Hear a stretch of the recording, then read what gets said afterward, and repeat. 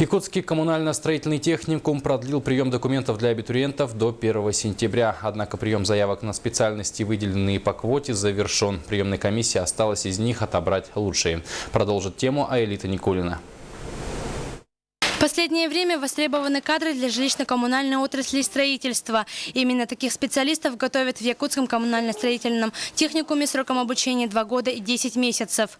На базе ведется техникума и заочное отделение, где специалисты очень востребованы. Производственную и преддипломную практику студенты проходят на базе предприятий, такие как Саха-Транснефтегаз, ГУП ЖКХ РСЯ, МУП Теплоэнергия, ТЭЦ, ДСК «Строй», ну и разные строительные организации.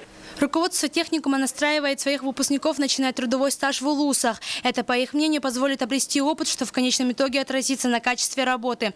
А пока очередное поколение выпускников школ имеет возможность стать студентами техникума. Для этого им необходимо иметь средний балл в аттестате об общем среднем образовании на базе 11 класса. Техникум готовит специалистов по 6 учебным программам. Из них основными являются подготовка кадров в области строительства и теплоснабжения.